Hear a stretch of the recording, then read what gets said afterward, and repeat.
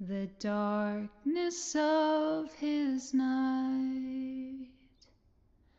Little graves that gave no warning, a sun that brought no light. He saw his whole world breaking, that tortured soul I met in a prison of his making, the man who can't forget. I can still hear the way that he cried for the ones he was missing. I can still hear the way that he cried for the ones he had lost. He saw them in the rivers, he felt them in the rain. In dreams he heard them whisper the truth that is his pain. He caused the whole world's breaking, that tortured soul I met in a prison of his making, the man who can't forget.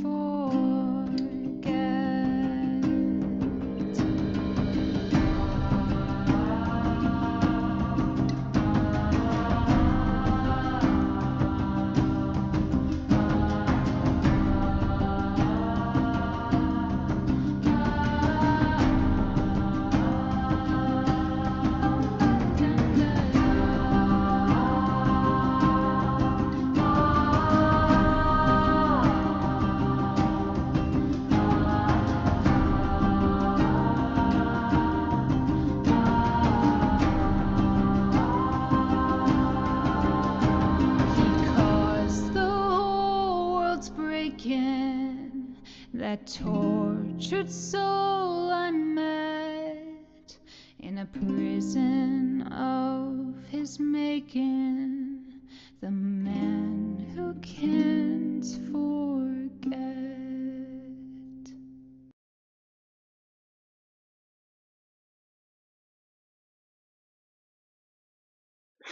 All right, man. How are you doing tonight?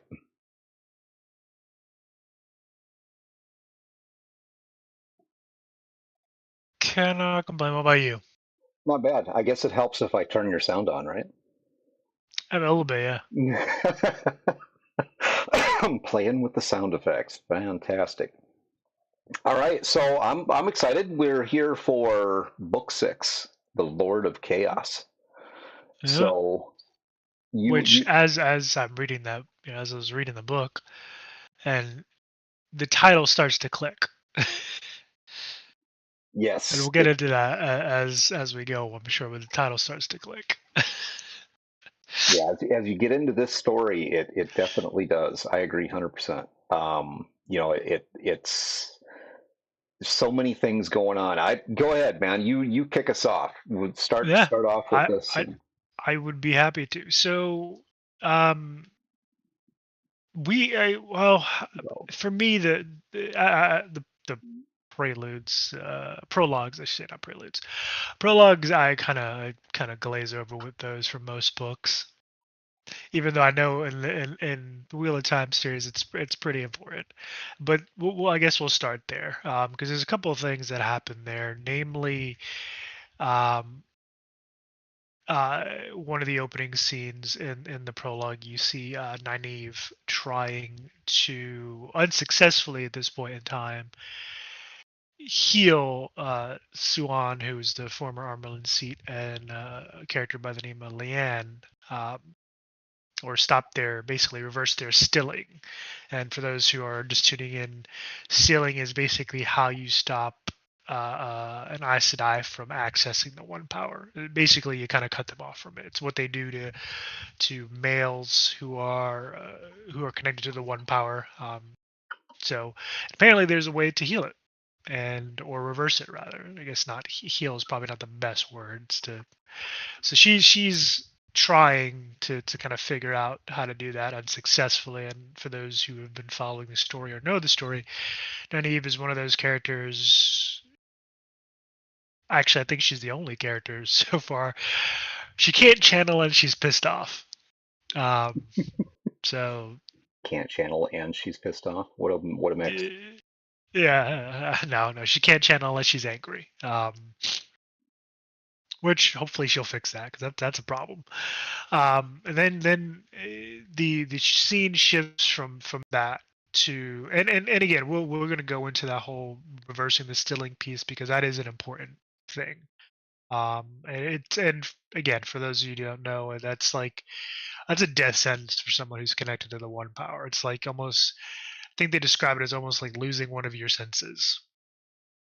But another thing is, it also showcases that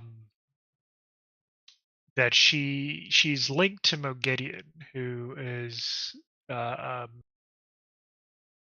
one of the Forsaken. That I'm starting to notice that they're collecting them.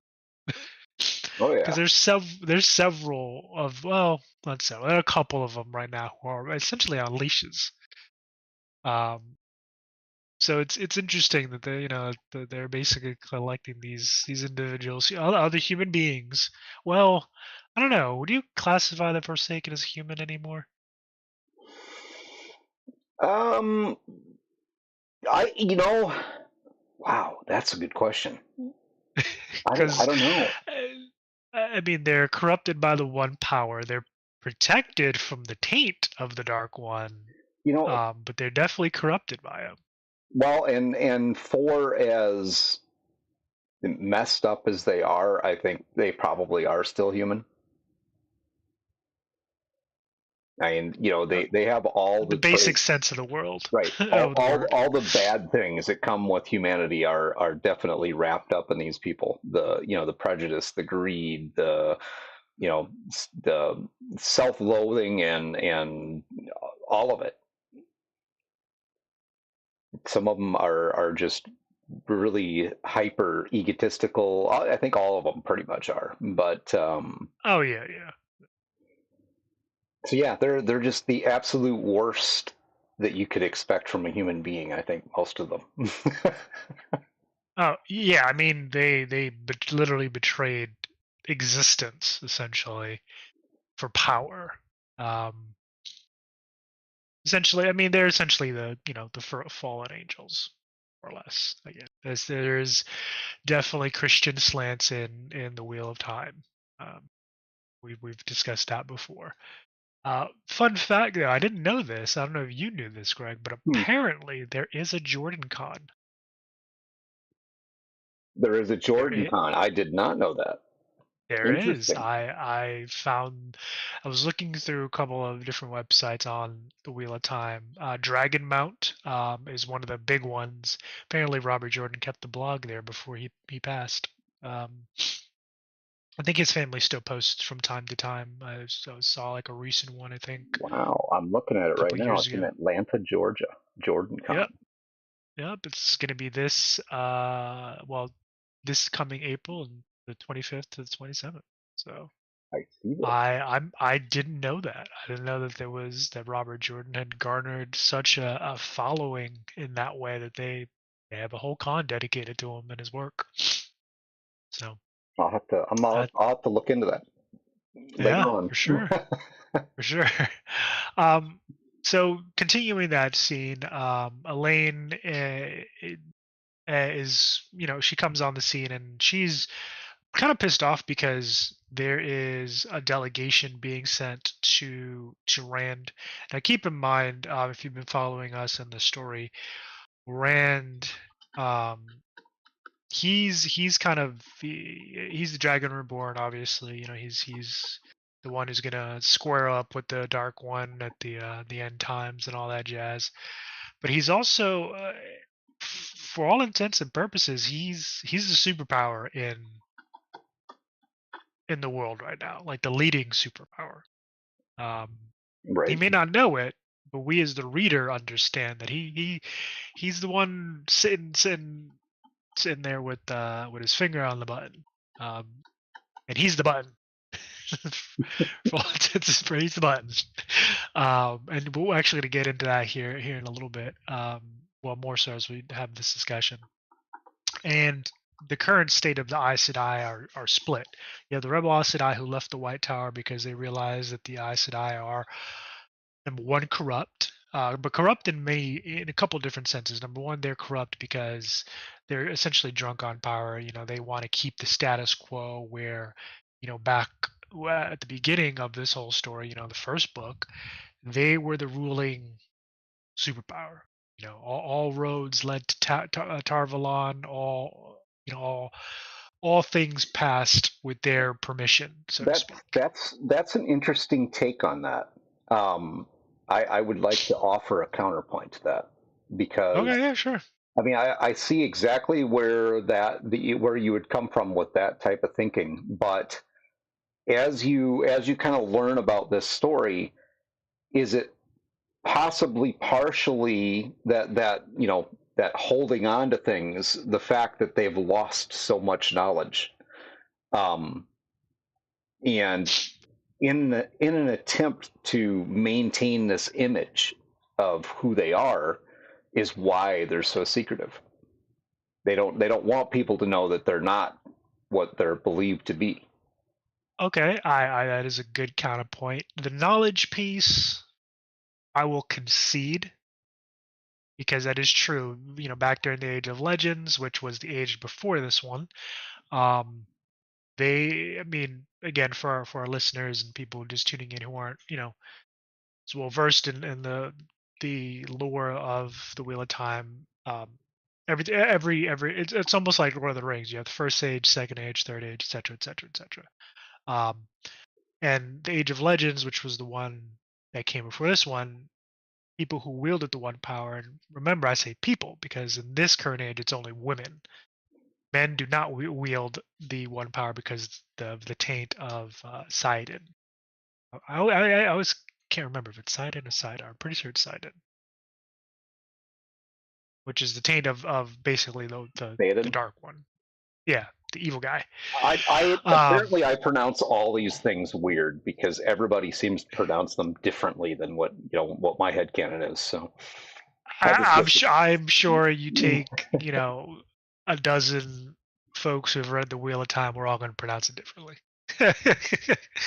It's just is what it is. I wish Robert Jordan had put out an audio of okay, this is how you pronounce this shit.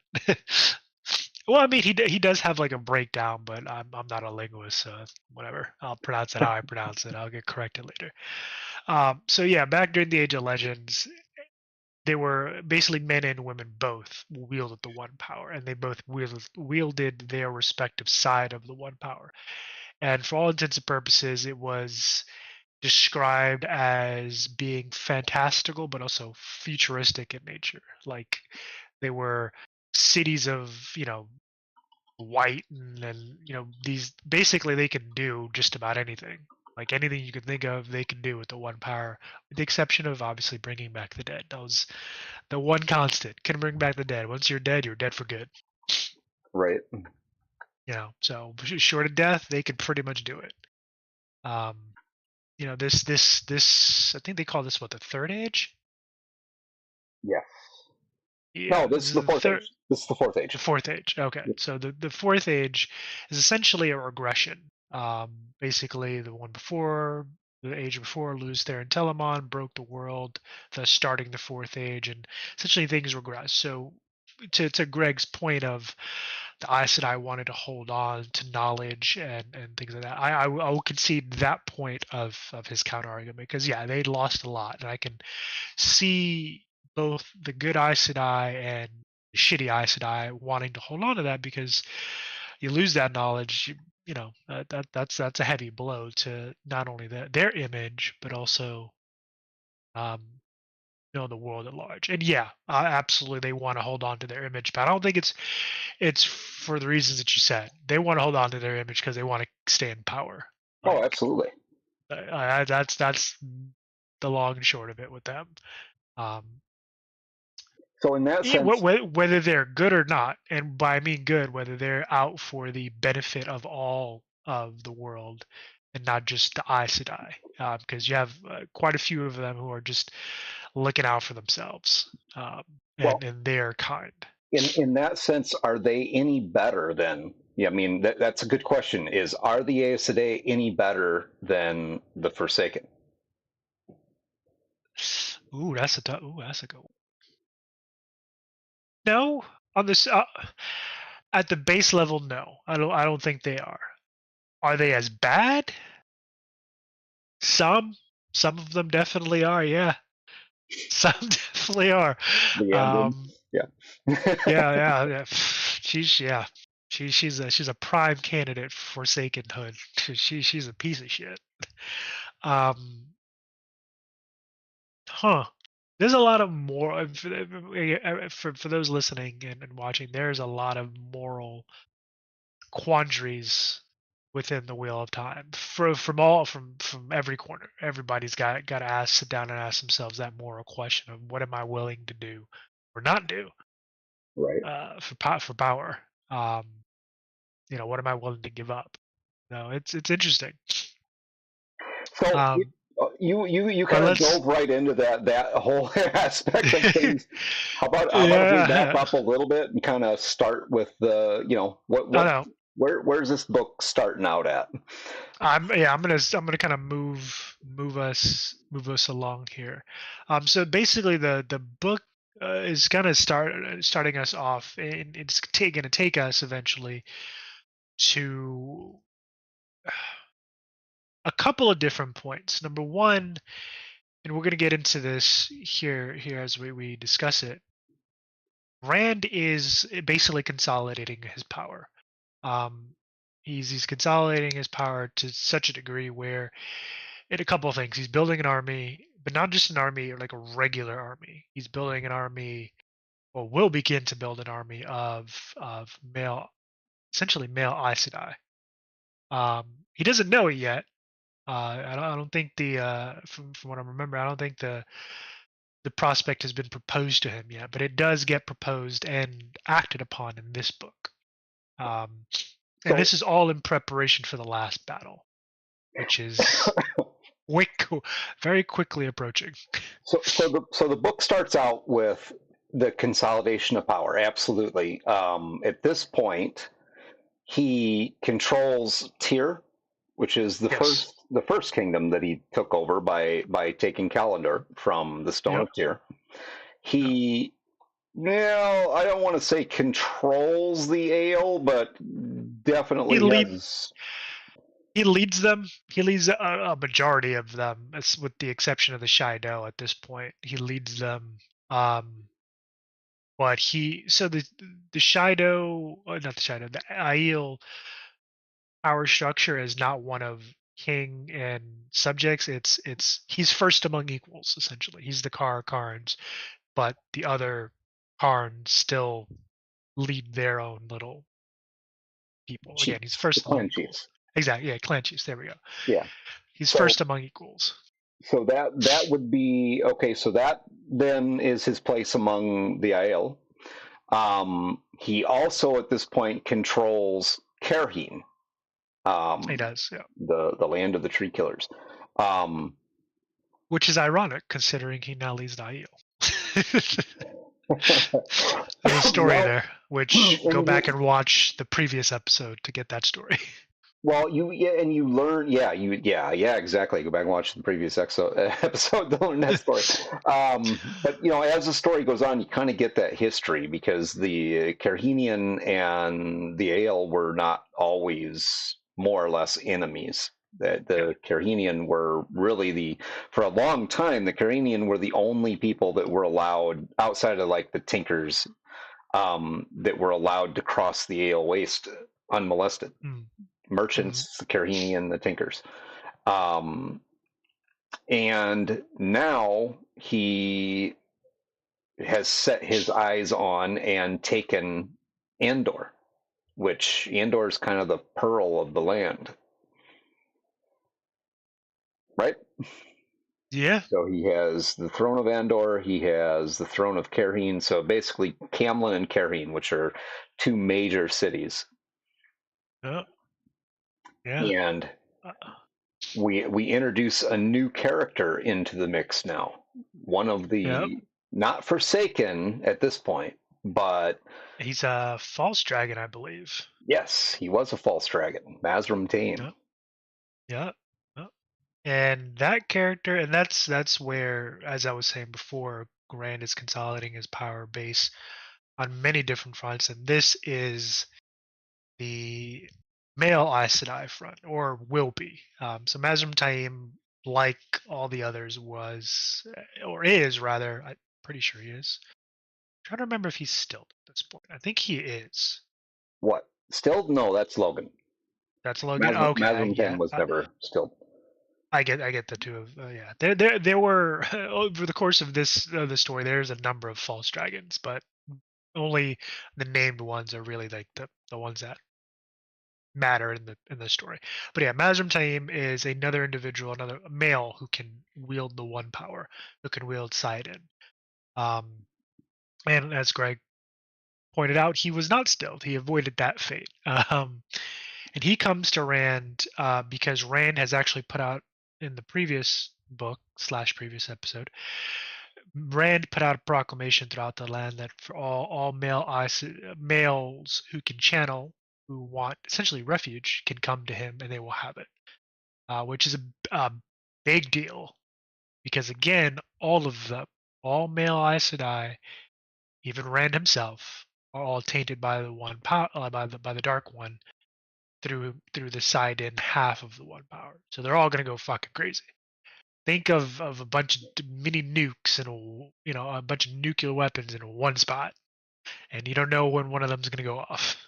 Well, so this is an interesting point in the story because now you have Rand, who is also affected by the taint of the Dark One, Yeah, using the one power. Um, he's started this school now. People for thousands of years have been taught that male channelers are bad. They're evil. They hmm need to be they need to be put down. But pretty much they're rabid dogs essentially. right, but surprisingly, when he puts out this call for people who either can channel or want to learn to channel, males, um, people come. Actually, you said something that was interesting, and again, it could be my shitty memory. Can people be taught to channel? Yes, they have to have the spark to begin with, but it's Okay. some So it's not right, like just some schmo can walk in off the street. Like you have to have, like you said, you have to have a spark of it. well, see, some Most, right, so but you have to have the ability. Some people it will appear over time. So those are the wilders, the people that is who true. Yeah, yeah. it will just happen. They will begin Yeah. channeling. It's usually like high stress situations or things like that. Like it'll kind Right. of manifest itself for a brief period, like a moment essentially. Okay, yeah, I But remember then that. Yep. then there's other people that have the ability, but it will not manifest itself. They have to be taught. Gotcha. They can use the one power. They can touch the source, but You they can't do just anything they with it. don't know how. Yeah. Yeah. And Yeah. then Okay. you have the regular mundanes like us who can't do shit. Uh, But yeah. Okay. We wear scrubs. We can't do nothing. And that's the other thing that I kind of want to illustrate for our new listeners and folks who are new to real time. It's the Wheel of Time and the Aes Sedai, the guys who can essentially wield magic, and the mundanes, which everybody else. It's like any other fantasy. They're a small minority. Where and that is actually a new thing, I feel, because at least from my readings of the books so far and in the past, I get the feeling that in earlier ages, like the first, the second, especially like the Age of Legends, they were, I mean, not going to say everybody could wield the one power, but I felt like they were more significant than they are now. Like individuals who could wield the one power. At least that's kind of like they don't explicitly say that, and they don't not say it. It's just kind of my feeling. like that there was a significant an increased portion of the population who could wield the one power to any degree. Um, there were still mundanes, and I'm sure they were probably still the majority. But here, with everything that has happened, there are definitely a very very small minority, both men and women, who can wield the one. The majority of individuals out in the world are just regular people. Well, I would say that's true, yes, and I don't know if I agree with the idea that there would have been way more people that I mean it's what you find through the stories there's actually a lot of people out there that can use the Mm. power. They just they can touch the source. They can learn to channel. There's the rarer ones are the wilders, the people who are just naturally going to learn. They're kind of like the oh They're naturally talented. yeah, if you wanted to put it in D&D terms, most of the people who can use the source are wizards, so they can learn how to use the magic. But then you have those rare occasional people that are sorcerers, where they have a natural That's innate the ability mhm, to be able to the touch will. the source, right? Yeah. So Um, so going back to Rand and his consolidation of power again, it's in this where Mazrim Taim is essentially coming to Rand, both for refuge, and safety, but he's also coming to him with an idea. Um, Basically building a school to teach, as Greg was saying, to teach individuals, men specifically, to wield the one power. Which I mean, you have men coming out of the woodwork who want to learn, or who are already wielding the one power, and then to have that's a actually school that's made for not them. Mazrim Taim's idea. That That's was not Rand's no, okay. that was Rand's idea. Mazrim Taim Okay. at first didn't He want was anything to do with it. okay. All right. But he is given. I think Rand kind of just hoisted it on him. Now I'm, Yeah. I'm remembering again. Yeah, Rand just like, here, you're gonna lead this Keep your friends initiative. close, but keep your enemies closer. He had to keep the guy busy, so gave him a Yeah, job. very true. Very, very, very true. Yeah.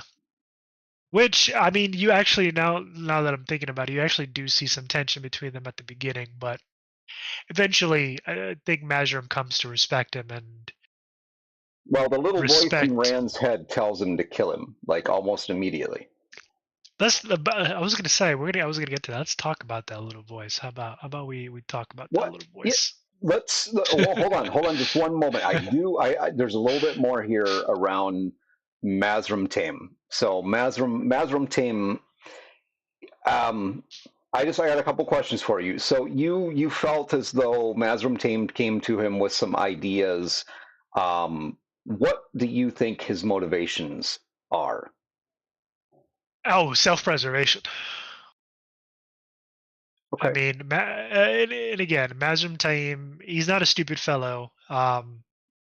I think he understands the shift that's happening in the world. I mean, he was himself a false dragon.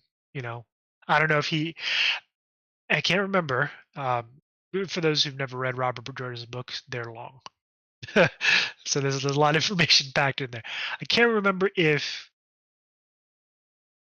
And I'm saying this is a general thing for any of the Logain, Mazrim, any of the other false dragons that we come across, if they knew they were a false dragon or if they believed themselves to be the actual dragon reborn. I don't think, see, it's questionable as to whether Mazrim Taim actually ever self-proclaimed himself. Yeah, and that's the thing. A lot of them do.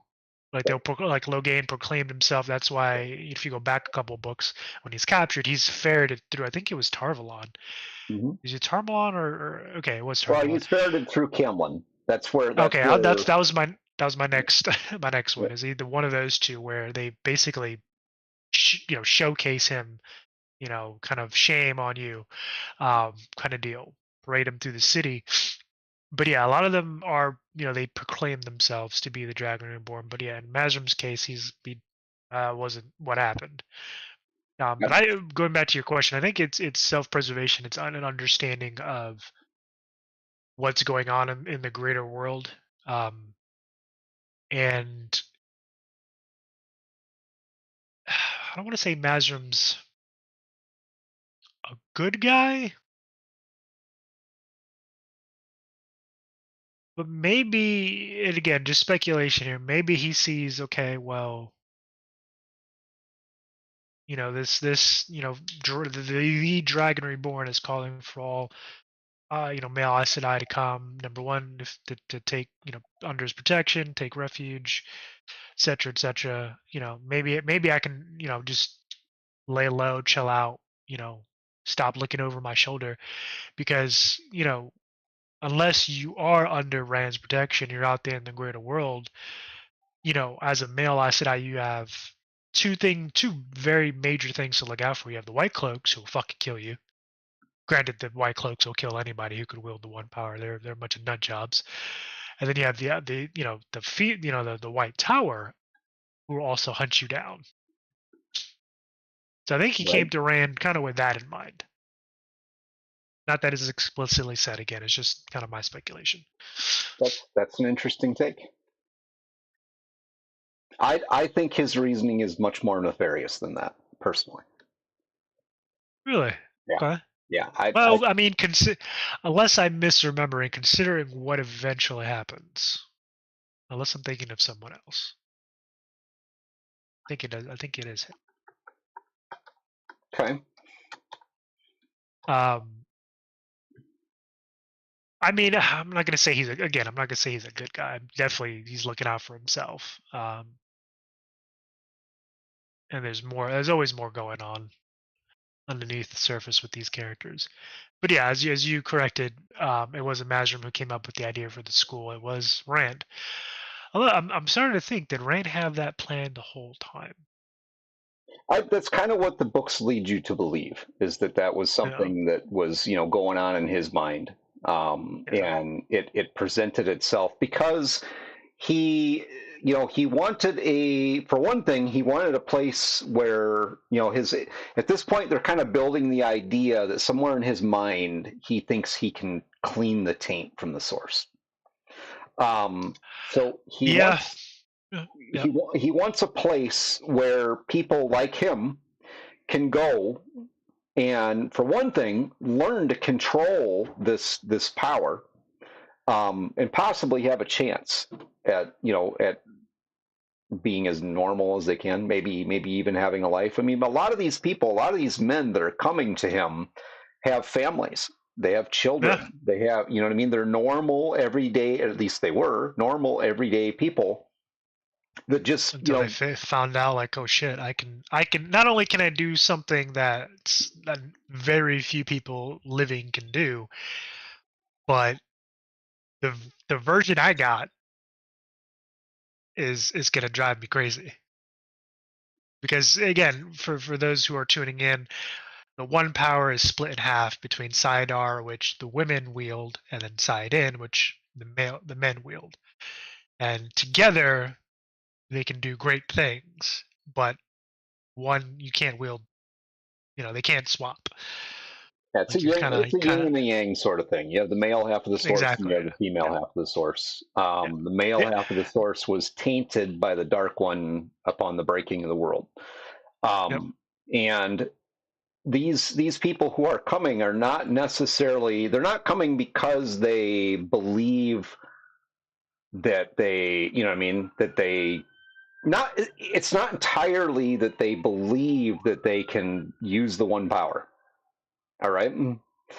A lot of it is just that they understand that the prophecies are coming true. The Dragon Reborn is now in the land, Yep. which means that bad stuff is about to happen. So a lot of these people are coming to him with the idea that yeah, maybe I can learn, but really, I just want to be a part. I want to contribute. I want to help to make the world safe again, defeat the Dark One, whatever it happens to be. And there we are. Okay, I'm back. Seems like Streamlabs doesn't like me. Well, fortunately tonight I just lose the video. We don't lose your voice, so you get Okay, great. But sorry, didn't mean to interrupt. Go ahead, Greg. By the way, if anybody wants to be, if you want to jump in on the conversation, you have some, some thoughts of your own. If you're a part of our Discord, just hop in the lounge under the update log. If you're not a part of the Discord, then why not? Yeah, exactly. Come join us. Go ahead and join. Conversation. Taking time, Bob. Well, welcome in, buddy. Good to see you. So yeah, these people that are coming to him, these men from all over the world, all over the land. It's not necessarily that they, absolutely feel that they can use the one power, because a lot of them can't. A lot of them cannot be taught. They don't have any spark at all. Which brings in another character that Rand has he met in the last book. Devrim Besher.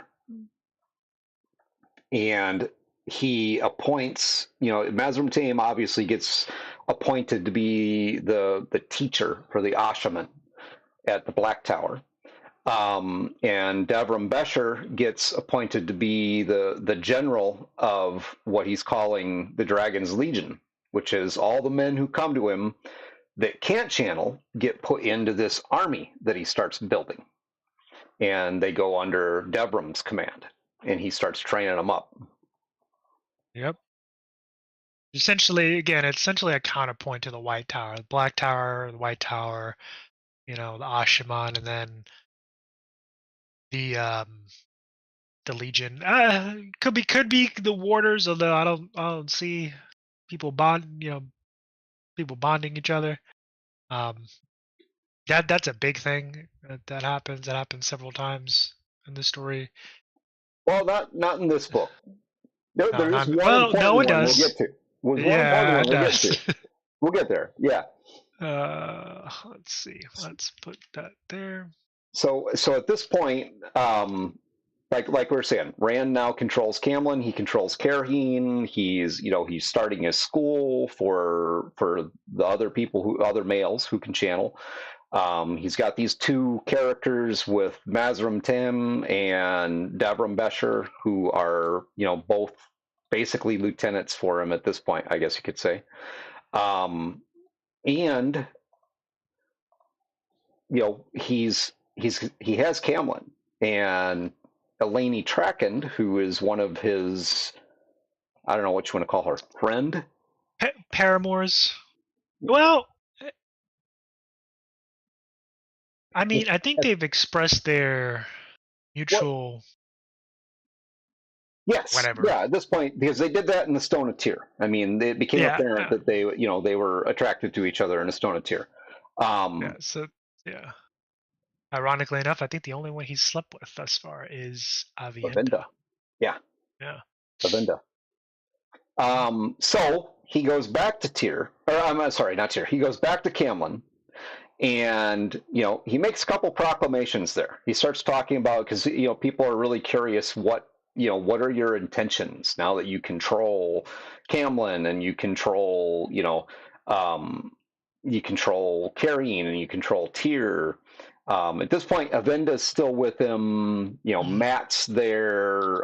Min, I think Min is still there as well. Yep. Or is she off? Well, Min at this point, Min is in the White Tower, I believe. Okay. And that's where you learn a little bit more about Min and her backstory in this book. One of the proclamations that he makes is that he is going to give the Lion Throne to Eleni. So he's looking for Eleni so that he can give the Lion Throne to Eleni. Because at this point, I think everybody believes the mom to be dead, and I kind of gave away the goose there. And that Rand killed her. Yeah, that Rand killed her. Common theory. Yeah. Yeah, because why? Of course, he's gonna kill the mother of one of the women who's allied with him. Yeah, that's the smart play. What the hell? But I want to kind of backtrack a little bit. Devrim Bashir, because we're going to go back a little bit to the beginning of the book, or the first chapter rather, opens with a scene of Rand training, and this is going to be important a little bit later, um, in our discussion, because Rand is acutely aware of the power that he wields, with the one power, the things that he can do. But he's also aware that that can be stopped or shut off. You have stilling, there's other ways to stop someone from, um, Shielding them, yeah. shielding them from accessing the one power, whether you're male or female.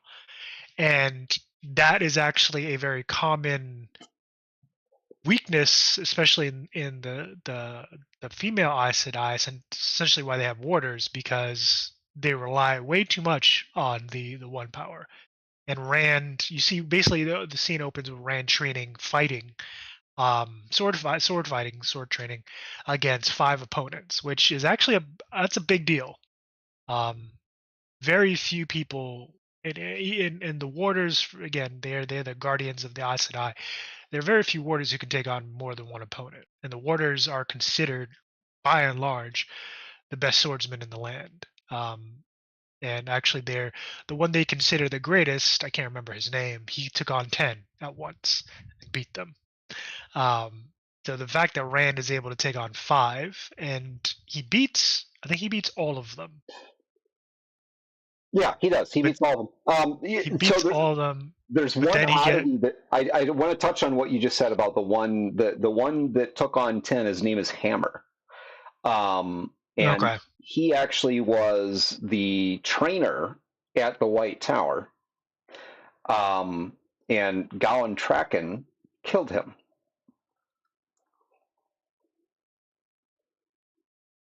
Huh.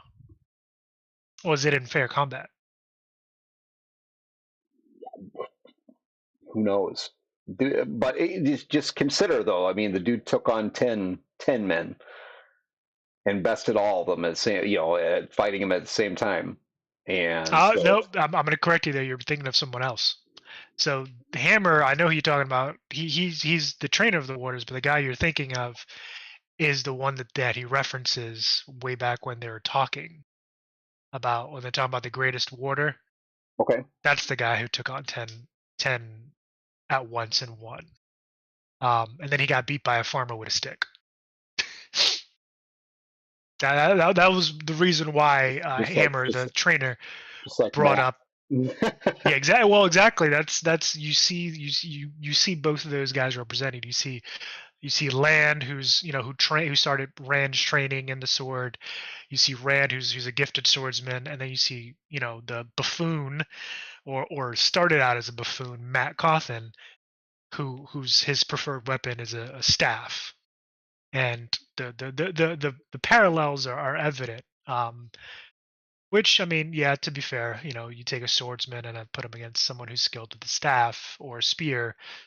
The spearman's probably going to win because of various things, things like reach and whatever. But it's not a guarantee. Mm-hmm. But I don't know if I would agree that Matt started out as a buffoon. I don't know that. Maybe not a buffoon. According to the TV series, that character started out as a buffoon. Okay, buffoon is not the right way to put it. I guess he started out as a clown, kind of a class clown kind of deal. He didn't take things very seriously. He shirked his duty quite a bit, but now he's kind of grown up a little bit. But the point of it is that Rand is acutely aware of the fact that I can't rely on the one power. And he continues his training again that he started with Lan, who himself is a warder, one of the best warders, or considered one of the best, and best swordsman. He's a blade master, and that is a really big deal because not all warders are blade masters. Even among their kind, to have a heron marked blade, which is the mark of a blade master, is a rare thing. I think at this point, Rand is considered a blade master. He might not consider himself one, but I think his skill is such that he can call himself one. I don't think he does, though. But anyway, Rand does beat all 5 of them, but But then Devrim technically, Bashir come. he is a Blade Master because he defeated a Blade Master in Falme, Who? the Seachin. That's right. Yeah, he did. He did. I think he's defeated actually multiple Blade Masters because there was another guy that he fought single combat. Or is that the same person that I'm thinking of? I think it's the same one. He's only, Okay. as far as I remember, there's only one so far. That's, I mean, a Blade Okay. Master is a pretty uncommon thing. It's not. Yeah, they're like, rare. Yeah, not like everybody out there is a Blade Master. So Rand is, officially recognized as a Blade Master. Maybe not at large, but he, again, as Greg said, he did defeat a Blade Master, which is what you have to do to become one. But Devrim kind of proves a point and proves the point of why Rand continues to train, because he throws a knife at him as he's distracted. And obviously Rand is fine. He stops it with the one power, but and again, this will come. The reason why I'm saying this because it comes back later on, towards the end of the book, as an important thing, because for Rand, because of the things that he's going through in his head, out in the greater world, we've seen it time and time again through the books that his training with the sword helps as a kind of a grounding practice for him. And I'm surprised he doesn't actually have those Ashaman training also practicing the sword. He does. Does he? Yeah. That all changes late, not by Rand's hand. That all changes later on. But one of the mandates that Rand gives when it comes to the students is that they have to train with swords. They have to train with regular weapons as well. Okay, they have to be able to do more than just channel all the time. Part of that's self-preservation thing, because I mean, oh yeah, absolutely. The channeling. You get tired. You get shielded. You get And the source is tainted. So I mean, if you're channeling all the time, then that's like the fast track to insanity. I mean. Yep. Very good point. But anyway, let's get back to kind of where we were. Sorry, I didn't take us on that long ass tangent. We haven't made it very far yet. All right, so take us to the next kind of big milestone there, Greg. So all right, so we've established what's going on with Rand at this point. Now there's a couple different groups going on here. You have Salador, where Nynaeve is at and Eleni Trakhand is at, which are the rebel, quote unquote, rebel Aes Sedai. So they all left the White Tower and established their own enclave, basically, in this place called Saladar. Mainly led by the Blue Aes Sedai, but I mean most of the Ajaz are represented in Saladar. And these are the rebels you're talking about, right? Yeah, these are the rebels. Now, at this point, so you have those Aes Sedai there. You have sea folk ambassadors in both Cairhien and Camlan. And you also have representatives of Saladar and the White Tower. So the representatives of Saladar are pretty much in Camlan. It's not saying there's not representatives of the White Tower there as well, but the story basically kind of centers around the representatives of Saladar in Camlan, and then the representatives of the White Tower in Cairhien. So Rand does decide, I mean, while he's, consolidating his power in Camlan, he does decide, because these Aes Sedai keep coming to the palace, trying to talk to him.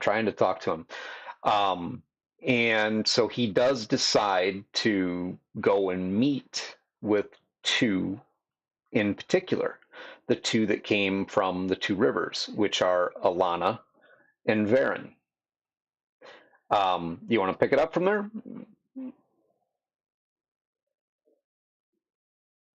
So Alanna and Verin brought a bunch of recruits for the White Tower out of the two rivers with them. Oh yeah, that is right. They did. It's the whole Um, situation with Pernabera and defeating the Trollocs in the Two Rivers is done now, and these two Aes Sedai are on their way back, trying to figure out where they fit in. Is it the White Tower? Is it is it Saladar and the New Tower, the rebels? Um, so Rand decides to go and talk to these two, and oh, okay. This is the big deal. All yeah, right, so it was Alana, right? yes, There we go. Okay. he meets Alana and Varen at the Queen's Blessing in Camelot. hmm Yeah. So Rand goes back to Camlin, and he actually runs into, I can't remember the girls' names, but he runs into I think it was a pair or a small group of girls from the Two Rivers who, Mhm. being that they're from the tours, they're essentially country bumpkins, and they don't know who he is. They don't know that he leads three kingdoms, that he's Right, a he's still blade just Rand, master. Rand al'Thor. Yeah, they don't know who the fuck this guy is anymore. They just see him dressed up in a bunch of fancy clothes, thinks that he's playing at being a lord. Um, so they treat him just like they Rand al'Thor.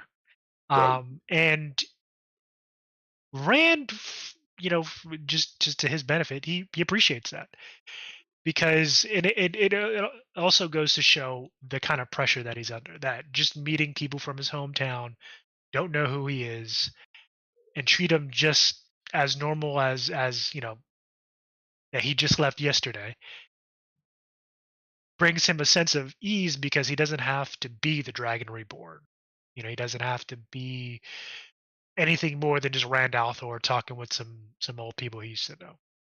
And then so he meets them. They chit chat, and he continues on, and he meets Alana and what was the other chick's name again? I can't remember. Varen. Barrett. Mhm. And Alana's a shit go green sh- and Varen's a yeah, yellow. shit goes sideways really quickly Like upon a meeting yellow. them. And Alana being a green is actually very on par with what I'm about to say. What happens? So green, all the Well, all the she's different color brown. Ajas. She's a who She's a brown. Varen's a brown. Baron's brown. Okay, I Yeah, was gonna say. let's take her out. So it's very much on par with what she does next. But Green Aja are they're a problem in some ways. So Alana, again, they They're meet. the Battle of Jaw, man. I mean, Uh-huh. they That's call what I like you to themselves. think. That's what they're there for. They're there for the Sh- last battle, sh- to fight. yeah, sure. Uh, um. So Rand meets them. They get to talking, and Alana does something that is essentially forbidden. Like it's a thing that you don't do, and she bonds with Rand against Against his his will. will. Right. Yeah, like it's not a hey, by the way, it's a nope. She just does it. And I can't remember the whole process or anything like that. I get the sense from what I'm remembering. I mean, it definitely wasn't consensual, but it's not something that he has input in. It's a weave that she does that bonds herself to him, Hmm. or him to her rather. And needless to say, Rand is not happy about that at all. As a matter of fact, I'm pretty sure I can't remember exactly how the scene plays out, but he almost kills her, or the both of them rather. I think for I can't He's remember if you remember kind of how that plays out. I mean, he's still pretty reserved at that point. I mean, I don't you know obviously upset. I don't think he practically kills her or anything like that. He doesn't I necessarily would. attack them. Um, Shit, boy, I would have cut her fucking head off. God damn it. Bond me without my permission? Hell no. That's I mean, and the reason why that's such a visceral reaction, because essentially the Bond does, he is she can know where he is at all times and his emotional state from anywhere in the world.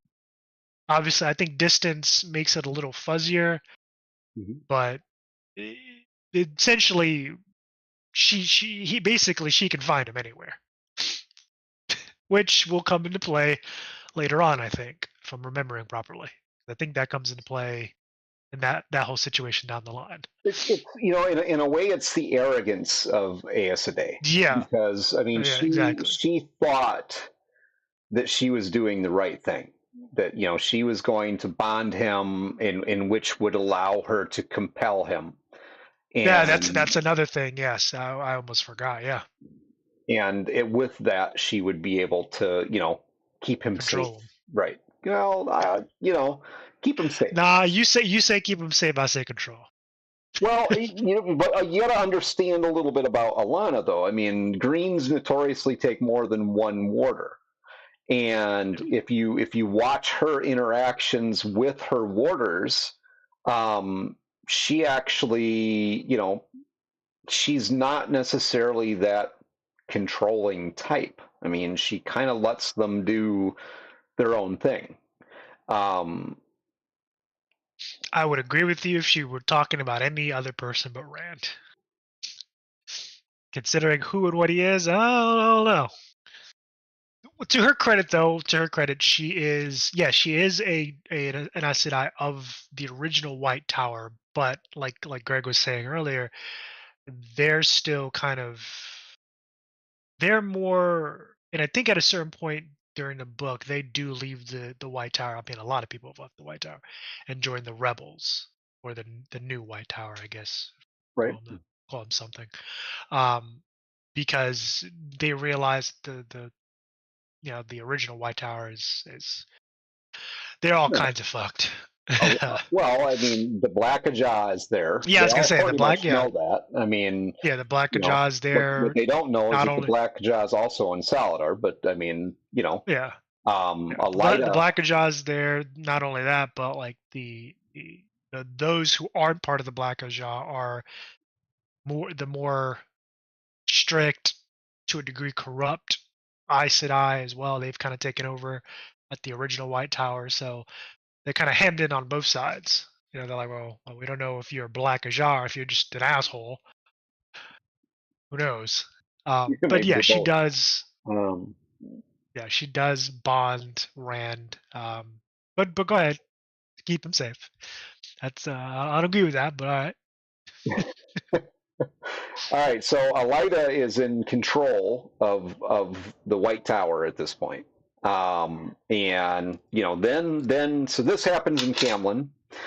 He gets disgusted with the situation and decides, I got the sea folk here bothering me. I have, all these things going on. I got Besher here. I got Tame here. I got Alana just bonded me. I'm going back to Cairhien. Okay. So he goes back to Cairhien. And well, there's one very significant thing that happens before. Well, at least it's not significant. It's small in the grand scheme of things, but it's just after he leaves Alana. He runs back into those girls again from his hometown. Yep. And runs back and alienates the fuck out of him. But yeah, he does. I think he kind of overreacted a little bit, because again, upon meeting them, they think he's just the same old farm boy that they knew. But upon him coming out of that meeting with Alana and the other one, they essentially try to treat him like a kid. Start scolding him, and I don't want to say it's just scolding. I think they do something to him. Because these 2 or 3, I think they're going into White Tower to train so they can touch the One Power. I'm trying to remember the particulars of this thing because it stuck in my mind.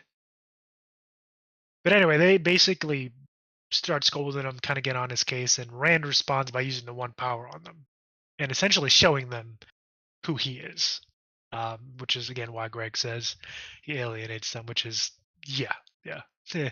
I'm pretty sure he scared the crap out of them after that one. Absolutely. So before Rand goes back to Cairhien, there's another story that's also going on, and Egwene's not in Saladar, Egwene is No. still with the Wise Ones outside of Cairhien. Yes. Now, part of the emissaries that were sent to Cairhien from the White Tower were sent with the younglings, which is Gowan Tracken's group of trainees, basically warders in training that that follow him, and they were sent as basically like the vanguard for this group of Aes Sedai from the White Tower. Egwene, during this time, starts spending more time with Gowan and figures out that, she at this point she knows she's not really in love with Rand al'Thor, but she figures out that she is falling in love with Gowan Tracken. And the bad part is that Gowan is now convinced, not only by his relationships with the White Tower, but by others, he's convinced that Rand al'Thor killed his mother, which is Margus Traken, the Queen of Andor. And that he's holding his sister, Eleni, hostage. But since Gowan is now falling in love with Egwene, he actually promises Egwene not to hurt Rand. And when he says that, I mean, obviously he doesn't know. He doesn't know who Rand is, what he could. When I read that, I was like, without using the one power at all, Rand would beat the brakes off of you. Well, he's a prince. I mean, he's an arrogant prince, and He would beat the shit out of you. he's being he's been groomed and trained his entire life to be the first sword of the Queen of Andor.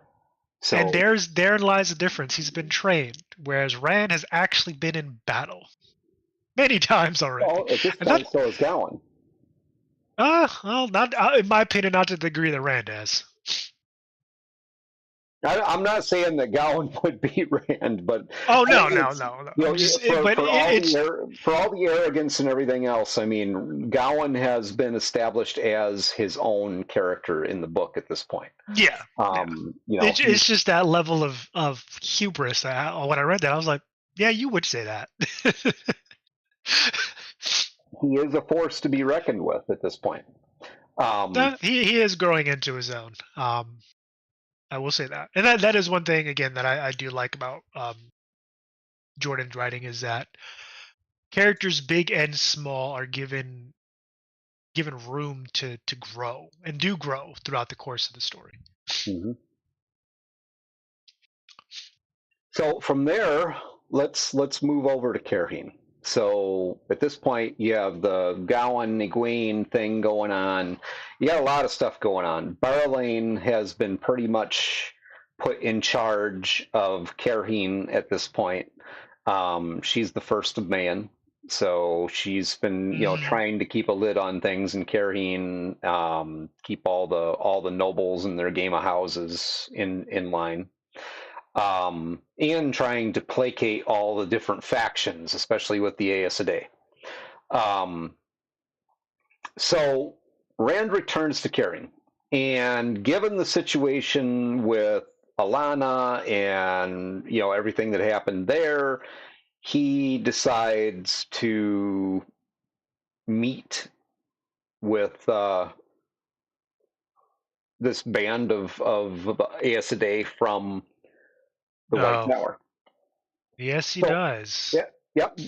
Before we go there, a couple other things are happening. So Egwene during this time is also being taught how to be a dream walker. Yes. By the Wise Ones. And she's been meeting in secret with Avenda not Avenda. She's been meeting in secret with Nynaeve and Eleni. I think in Elaine, yeah. Yeah. Yep.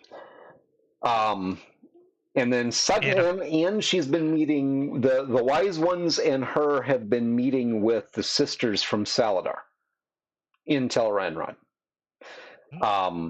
And she basically passes the test to be a dream walker, more or less. I mean, she's still got stuff to learn, but the wise ones are very impressed with her, very happy with her.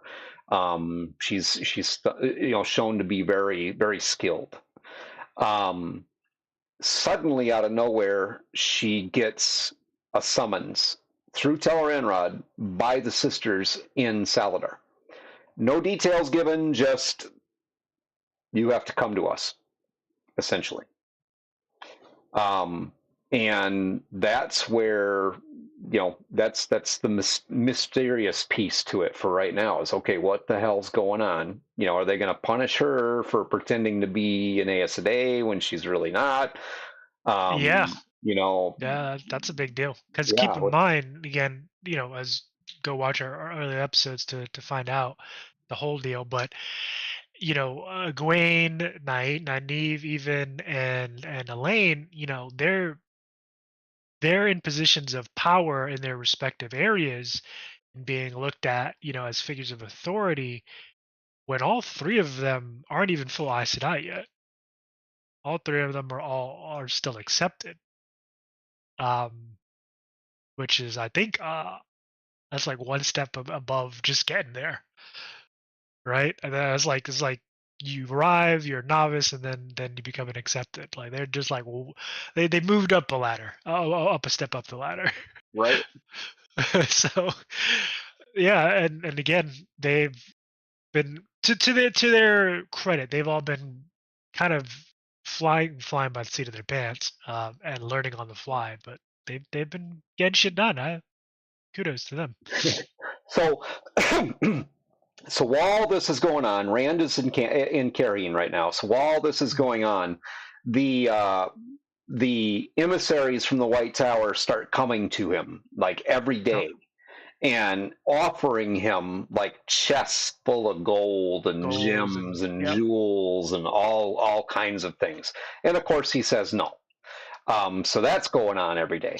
And during this time, Rand also decides, hey, I need Elayne back in Camlann. I need her to take the throne there. So he sends Mat in the Band of the Red Hand, along with Avenda, to go fetch Elayne. He's fetching princesses and shit. That's the thing that blows my mind sometimes with him, because it's almost like he has a split personality, which we'll get to that. But it's on one hand, one page, he's just that kid from the Two Rivers, and then on the other hand, the next sentence, he's Rand al'Thor, the Dragon Reborn. And you see that kind of flip-flopping quite a bit throughout the whole story. I think there's a point in time where he finally comes into his own, and he is who he is. But for a while there, you see those two lives kind of at odds. Sometimes in funny ways like this, where go fetch that crown, the princess who's going to be queen, go fetch her for me. Right. Like he's ordering out, he's ordering takeout or some shit. So he sends Avenda with Mat to go fetch Elayne, so that he can have her crowned as queen, because her mother's dead. She's the heir apparent. Blah blah blah blah blah. During this time, Pern and Loial also arrive back in Cairhien, and Min is there with Rand, and this is where you start to see this bit of story. Min is hopelessly in love with Rand al'Thor, and at this point, Rand doesn't really realize it. He's looking at her as he's interested in her, but he doesn't. He's dull to the fact that she's interested in him. I think they're more friends. Like I'm trying to remember, because obviously a lot has happened. He doesn't. Yeah. No, his mind. Yeah, he thinks they're friends. I think she's told him how she feels over the course of a couple of books. I think. I can't remember. I don't think that's happened quite yet. Okay. I think it's just Elaine and Aviendha at this point then. Well, he slept with Abia now. Well, Hopefully. well, he knows there's going to be three. He knows there will be three at this point. Yeah, because Min. Yeah, it was Min. That's right. It was Min that told him. Mm-hmm. Yep, and that's where you see the divides happening. So Egwene and Gawain kind of splits that one off. So now you know for sure. Okay, Egwene's not going to be one of these three because she's doing her thing with Gawain. So you have that piece going on. One thing I'm always curious about. And I will admit I haven't finished this series in its entirety because back when I was reading it the first time, I only got to the latest book, which I think was like book 10, book 11, before Jordan finished off the last 4, 5. Can't remember. But is there a significance behind the 3 women that the Dragon Reborn is tied to? Other than that, that's just part of his prophecy. Like, is there like a prophetic? Because again, with everything related to the Dragon Reborn and all the prophecies and stuff, they all more or less each piece has a point to it. Yeah, we're only on book 6. Yeah. So I think that probably if it does, it comes in later books. Is what you're trying to tell me. You got to read it. Okay. All right. So I figured you would try to tell me. Okay. Because that's again, being that I stopped at like book 10 and 11. I think it was book 10. I don't think I've gotten to that point where it's showcasing the importance of these 3 women. Like I know the importance of them individually, but I don't know how they've kind of fit together for him just yet. It's interesting. I don't want to. That's way too far into the future, and I get exactly where that question comes from because right now in the series, I was asking myself that question. It's like, okay, what are these 3 women all about? Why is it 3 women? Why is it these 3 women?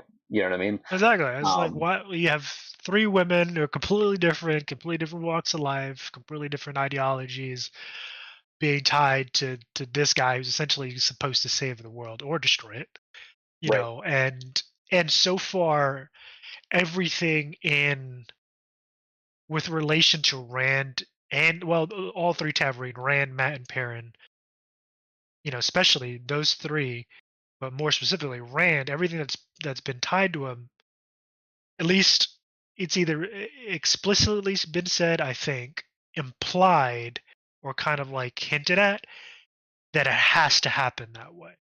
So with relation to like the women, it's like it has to be 3. It has to be. If you notice, okay, so all 3 of these women, if he wouldn't have met one of them, he probably wouldn't have survived. Yeah, exactly. That's kind of that's what I kind of at this point, that's the conclusions I'm drawing. It's like he would have died, or he wouldn't be where he's at.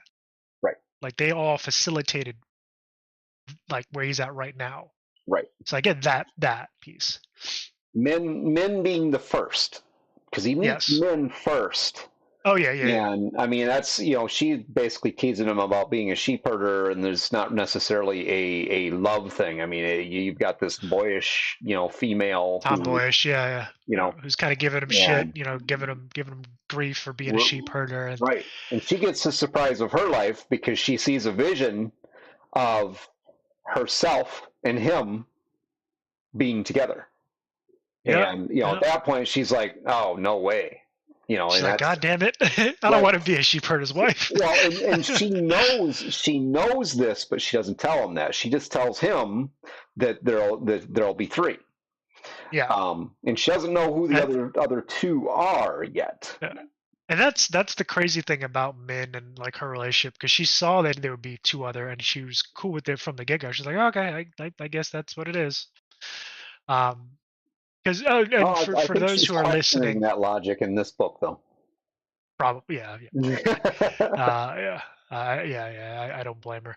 But for those of you who don't know, Min is, again, as we've been saying, one of the 3 women who are tied to Rand, romantically speaking, and she can see patterns in the Weave, as it's called in the world of the Wheel of Time. She's not necessarily like an Aes Sedai or anything, but as we've discussed throughout this episode, everyone has a connection, or almost everyone can connect to the One Power in some way.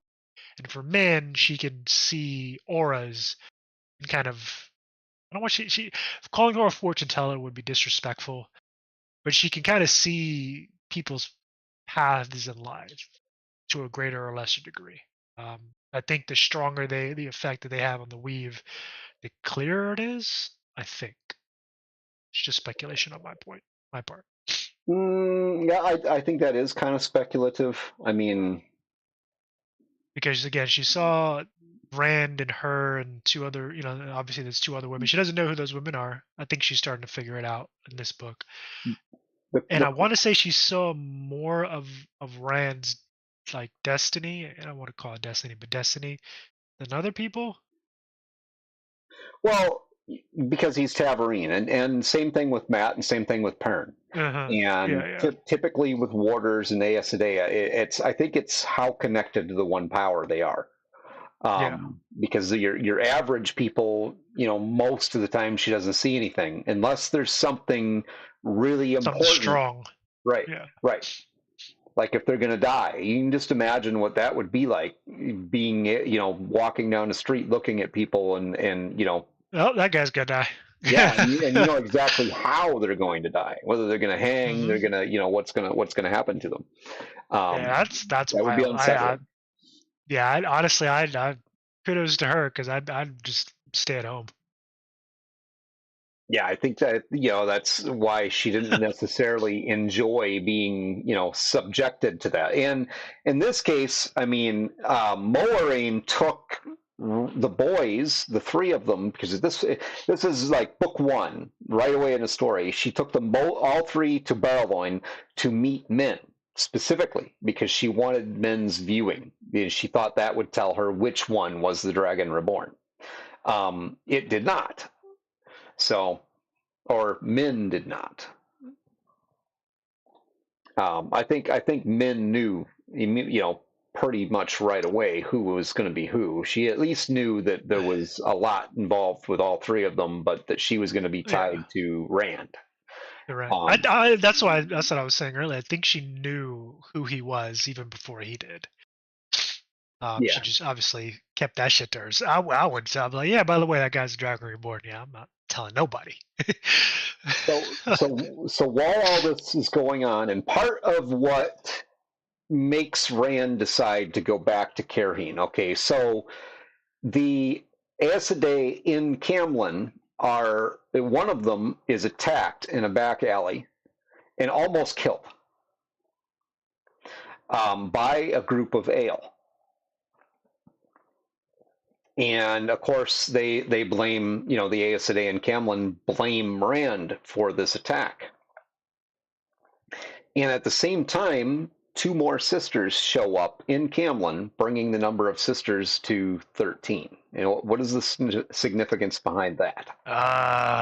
Yeah. So again, I think we mentioned this a bit ago, but there are a number of ways to stop anyone from channeling.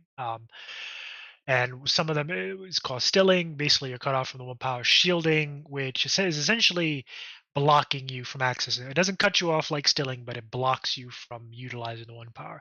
A couple other ways, like artifacts that you can use to seal somebody's ability, that you can, like, essentially handcuffs, or like a collar or something you can use to keep them from doing that. There are skills with like the Weave. I think it was it Lanfear that did that to Asmodean. Yeah, that kind of basically limited his drawing ability of the One Power.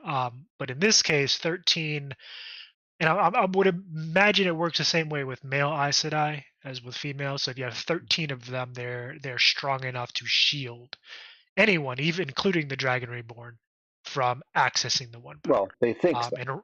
They think so. Yeah. They're hoping. Well, and we're going to get there. Yeah. So you get this piece. Rand decides at this point, okay, I'm going to go back to Carrion. He takes Min, takes Pern, takes Loyal back to Carrion with him. Now, once he's back in Carrion, we already talked about the sisters there bringing him the chests full of gold to try to buy him, is their thinking, supposedly. Well, after a while, people become complacent to this because they keep showing up with these chests full of gold, chests full of gold, chests full of gold, until one time they show up and the chests are empty. At this point, and all 13 show up, which and that's the thing. Rand. No, there wasn't 13 in Carrion. There was 13 yet. Okay. No. But they lulled him into a false sense of security, caught him by surprise, shielded him, and stuffed him into one of these chests. Yeah, there was no gold in the chest. Right. Yeah. And spirit him out of the palace. They take him, they kidnap him, basically. Spirit him out of the palace. He does try to escape and ends up killing 2 of their warders. And this kind of again circles back to his sword training, because he's shielded, he can't access the 1 power, so he has to use what he's got. So reinforces his, and I love that Tolkien does that. Not Tolkien. Well, Tolkien did that too, but I love that Jordan does that, because everyone was saying, oh well, you're the Dragon Reborn. You have the Maidens of the Spear, which we're actually going to get to them in a second, because they're not happy. But he has all these bodyguards. He's the one. He's the Dragon Reborn, can wield the 1 power. Blah blah blah. But here he is without none of that. And had he not been training, he would have been really fucked. He would have been screwed. One more so than he is. Right. But go ahead, Greg. Sorry, I didn't mean to get you off. That's right. So now they've captured him, and they immediately, leave for the White Tower. Get out of Dodge. We've got our prize. We've got what we want, and they keep him locked inside this chest. They basically bring him out like once a day for his, regular beatings and maybe some food. They're torturing the guy, essentially. Right. Otherwise, they keep him locked inside this chest. So, while he's in there, the claustrophobia, all the nasty thing. Could you imagine being locked in a chest for days, thrown in the back of a wagon, and rolling down the road for just days and weeks on end? No, I would be livid. Well, the only person he's got to talk to is himself and somebody else, which I think we should talk about that, Greg. I think we've hinted at that for a while. I think we should talk about that. So to keep him in the box, they keep him shielded at all times. So there's Aes Sedai that are maintaining the shield 24/7 to make sure that he cannot touch the source. And so they can keep him under control, keep him locked in the box. And while he is locked in the box, obviously he doesn't have anybody to talk to but himself. And Lewis Theron Telamon, who go for it. At this point, I don't know, because at this point, even as a reader, I'm sitting there, I'm like, is Lewis Theron actually there, or is Rand having a schizophrenic episode and just like wing it out? Because, and I'm erring on the side of he actually is talking to the spirit of Lewis Theron, because, or rather what he believes to be, because again, Rand is the reincarnation of Lewis Theron, so Lewis Theron is him in a past life. So it's like he kind of is talking to himself, just not Rand al'Thor. He's talking to a past life, because again, Lewis Theron is, how do I want to paint Lewis Theron, or how do I perceive it? Lewis Theron is, at least this version of him, is crazy, very paranoid, but helpful to a degree. In some instances, because he tells him of certain, he tells, because I think it was him that was when Rand opened the first gate. It was Lewis Theron that kind of talked him through that and helped him. At least I'm thinking I'm remembering right, because I know there are certain points out the story where Rand has done something with his help. I think the gate was the first one. I want to say Balefire was the second instance, which both are. He gets a lot of things from being able to have that knowledge. And exactly, yeah, exactly. That's what I'm getting at. He had, again, because Lewis Theron was the one who broke the world the first time, and he was at in I wouldn't his say the time. first time, but in the last age. You're correct. Yeah, the last age, because it kind of happens a lot, or often. It happens often, recurring event. But again, Lewis Theron in his age was the strongest wielder of the one power in existence, with the exception of maybe the Dark One and like 2 other people who weren't his superior; they were his equals. I would put the Dark One probably above Lewis Theron. Here's a question for you, in which does the Dark One wield the one power?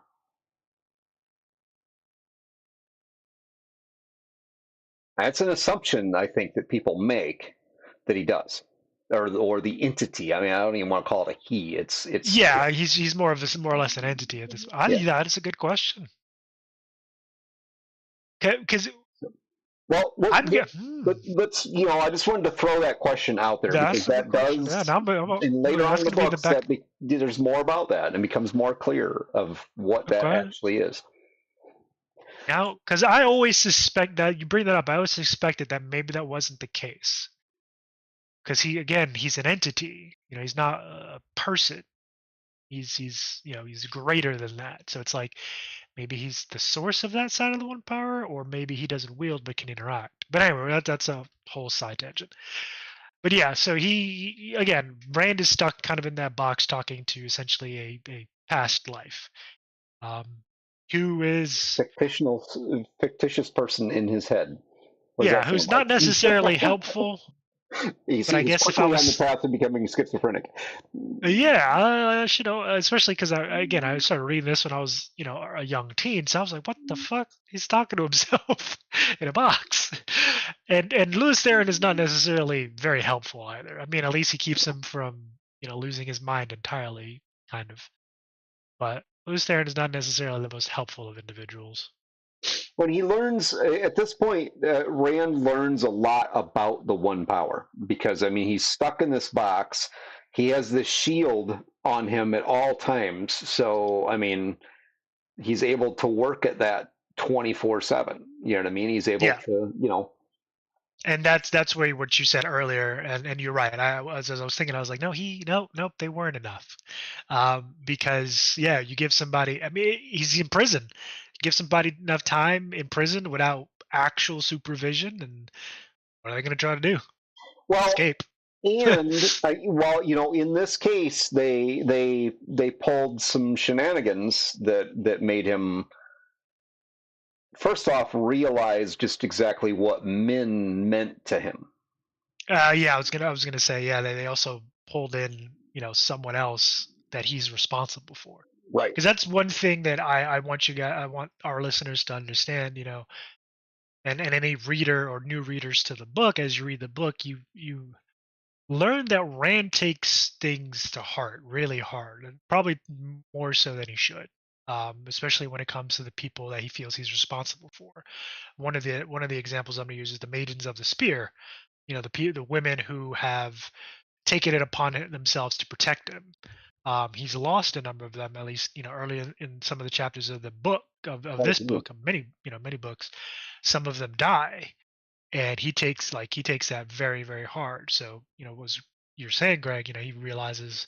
Well, that's what he does all day in that. When he's not talking to Lewis Theron, that's what he does. Is he goes through the list of names in his head, in which now at the top of that list is Moiraine. Yep, and he knows all the names, and I think there's like 25 or some shit like on there so far. I don't remember that. More. I'm probably more. Probably more, and the thing about it is he does it so often that he's memorized all those names. I mean, that's that's something to weigh on somebody's conscience for sure. But yeah, so he's chipping away and learning to work the weave of this shielding. Um, with Louis Theron's help, ironically. So when they figure out, okay, so I want to back up to it. So we've got Rand on his way to the White Tower now. Nobody knows. Okay, Yep. he's in the box. These Aes Sedai have captured him, torturing him. They think they have their prize. Now there's two other forces that are at work here. One is the Shadu. Yeah, those assholes. Fuck them. Right. Well, but they know they're gonna get their comeuppance soon. They know that these Aes Sedai traveling north have Rand al'Thor. They know this, and Savannah, who is their de facto Wise One clan chief, just leader is the best way to put it. Yeah. She is obsessed with Rand al'Thor. She is going to marry the Kara Karn, and that will make her. Well, that will legitimize her. Well, yeah. Kind of like she marries him. She's she's then the head honcho. As, par for the course. Now, then all she has to do is kill him, and then she becomes the leader of all the Ale. Yeah. She's a psychopath. I swear that woman's a psychopath. So, well, and there's a story there too, because she is the one who first convinces the Wise Ones of the Shadu Ale. I mean, she totally corrupts them away from Jaito, convinces them to use their power, their ability as a weapon, and convinces them to kill one of their own so that they can convince all of the Shadu Ale that the Aes Sedai did it. Yeah. Which then leads to kind of what comes next is that as Greg said, go ahead. There's another group here, and that's once the people back in Cairhien, so the Aes Sedai back in Cairhien realize that Rand has been captured. Pern and his men, which are basically the men from the Two Rivers, a small army. Matt's gone, so they don't have Matt. Matt's gone. But Matt's gone. There's some There's some Ale that are there in Cairhien that decide Rourke and that whole group decide, and the Anglo Sisway and the female Ale, the Maidens of the Spear. The Maidens. Yep. And of course Doberrain, who is one of my I love that dude. I absolutely love him. Doberrain is awesome. Doberrain decides, we got to go save him. Yeah. So they all put their ragtag army together, and they head off chasing after these Aes Sedai. Speaking of Perrin, he does something that the situation is so dire. Obviously, the Dragon Reborn has been kidnapped. Mm-hmm. The situation is so dire. He does something that he wouldn't normally do. He reaches out to the wolves. Mm-hmm. He kind of reconnects with them because, again, he is a wolf brother. He can communicate with the wolves. And ironically enough, the wolves are livid that Rand was taken. They're pissed. They ain't happy. Yeah, that's he's the one who needs to fight Sightblinder. So yeah, he ain't happy. So they're all on board. So that little army takes off. Yep, go ahead. To answer your question, Infinity Core, no. I don't believe he does. We're not quite there yet. Infinity. Yeah. I don't believe he does, but I could be wrong. He does end up stealing a number of them. I think it's like 4. It's 4. Right. He ends up stealing 4, and then he does something else with the rest of them, and we're getting ahead of that story a little bit. but no, let's go back. So basically they realize Rand's gone, and they're like, okay, we got to go fucking get him. So they gather up the forces that they can. People along the way. They meet 2 people along the way because Burren and Alana, and that's how they find Rand. Yes, that's right. Alana is bonded to him. Again, yeah, that comes in handy. I was gonna say, and again, while I don't agree with what she Every did, every as a female in the story that ties themselves to Rand has some role to play, and this is Alana's role to play. If it were not for her, they wouldn't even know where the fuck he's at. yeah, things might have Yeah. turned out very differently. Yep. Yep. So yeah. So Alana manages via her bond to be able to track Rand because again, that's not something even Stilling. There is essentially no way to stop someone from tracking someone else down if they're bonded. At least not yet. That's been showcased in the books, short of killing them. Um, Well, if she was stilled, the bond would be broken. That is a piece of the or power. stilled, yeah, Right, right. or stilled, yeah, or if she was stilled, yeah. Well, would the bond be broken then? Well, no, because Rand is also wields the one power. So does that make that bond strong? Now this I'm just fucking spitballing and speculating. Because the way it's normally done, it's between an Aes Sedai and a warder who's not necessarily a user of the one power, but now you have someone who can use the one power on the end of that bond. Hmm. So, like, would it cut it off if one of them was stilled? I think it depends on which one actually holds the bond. And in this case, Alana That's a good holds the point. bond. That's a good point. Yeah.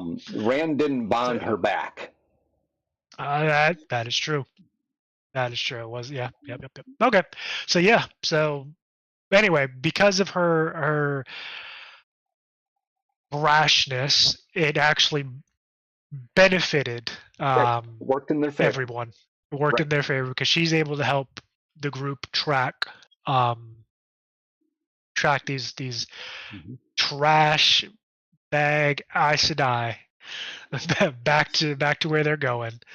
And So now at this point you have three forces in play. So you yep, have this force with Doberine, Pern, the Aes Sedai, the Maidens of the Maidens of the Spear. Hand. Yeah, I don't know why I said Maidens of the Hand. Maidens of the Spear. Then Yep. you have the Shadow, and then you have Yeah. this group of emissaries from the White Tower which have captured Rand. Emissaries. Right. So by the time the Doberine, Pern, and that group show up to this place called Bilme Wells, Mhm.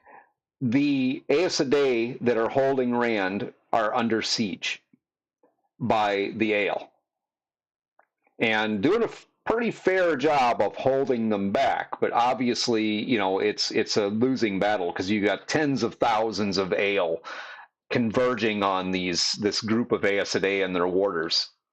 So they're taxed. I mean, they're doing everything they can to fend off these savages that are trying to, attack them and kill them and take Rand.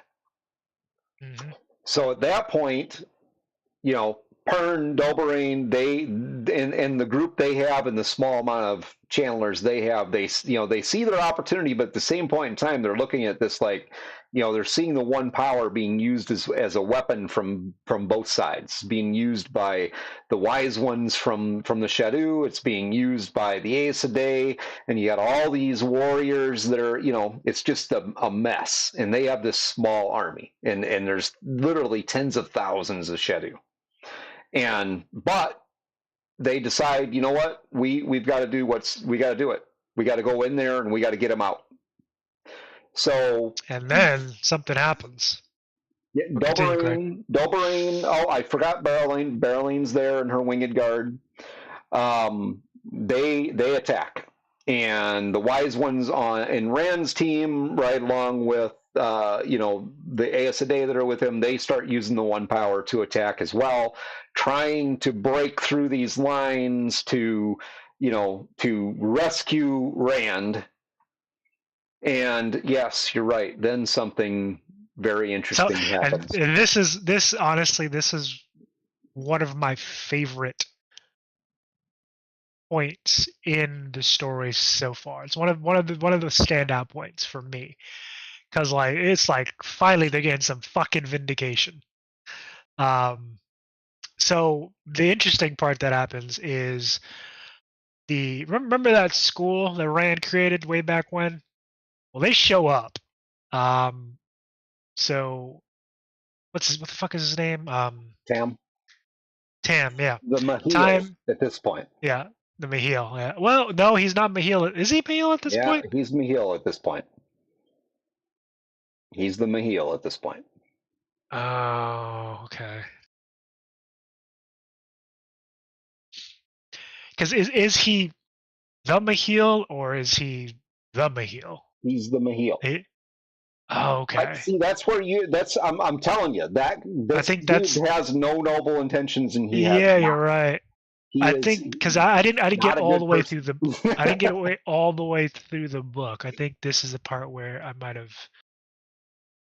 Okay, or I can't. I'm misremembering.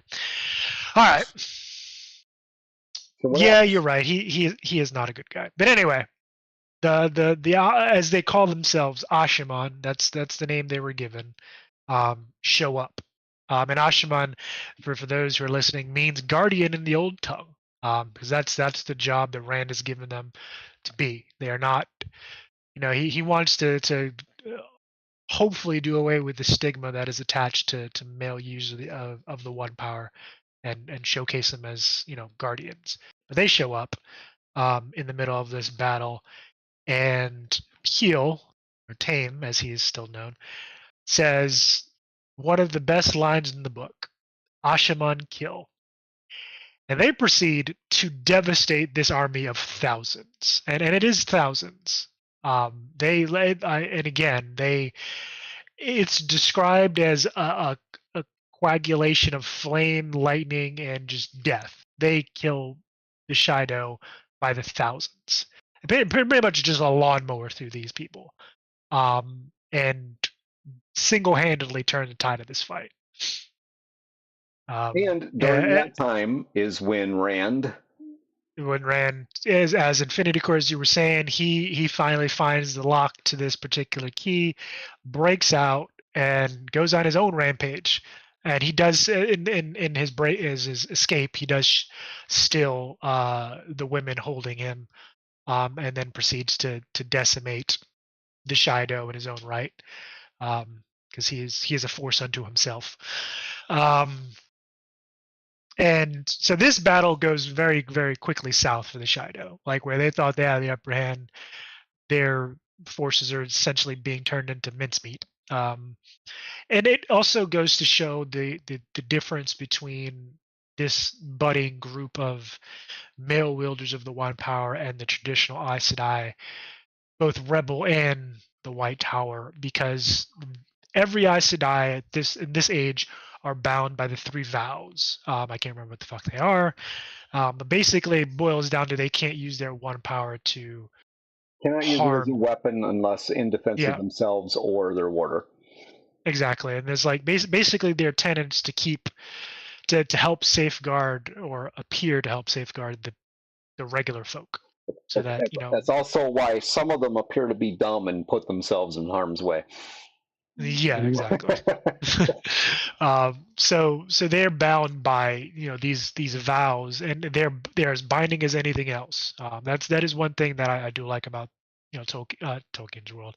So many parallels, because same thing there, just in a different way. But Jordan's world, where if you are bound to something, it's a serious thing, whether by your word or something with one power. Like, it's a serious deal. If you give a vow, it's not something taken lightly. Once they take the oath, it's literally the oath itself will not let them. So they couldn't use the one power as a weapon unless unless they were being threatened. Yeah. Right. They had to literally believe that they were in danger, like life-threatening danger. They had to believe it before they were able to use it as a weapon. And that gets illustrated a little bit. Actually, I think, it gets illustrated later on. There's some story that really it's told really well and makes it really clear how it works. So, but again, these new Ashaman, they're not bound by that. Their whole goal is to be a weapon. So that kind of contrast is very stark. It's very on stark display, and it'll come into play later, because those who survive this fight, and some of the Aes Sedai do, and obviously I'm sure there's some people who live, and obviously the story gets told, but it's a grisly scene when they come on the scene and start blasting away. But anyway, the Shido are decimated. I think at this point in the story, the Shido are done. Well, it's the first time you see the Ale flee. Yeah, they book it. They. I think the Shido do come back later on as a threat because they. I don't. Yeah. Yeah, they're not done. We'll get they're to not that. done. They're not. They're Okay. far from done. Okay. Well, they need to be because I'm getting tired of their ass. Like that she needs to fucking die. Oh, Savannah? Oh, yeah, Savannah. She needs to die. And if I don't know if Rand does this, but if it was me and you were the Shido, you get one chance. You get to walk away now, or all of you die. Well, she doesn't even get her hands on him. That's this No, all yeah, this she goes doesn't. down so fast. Tame and the Ashaman are, they They're they effective. literally gate into the camp. Yes. And then And start killing everything. Yeah, they start killing everything in sight that doesn't look like them.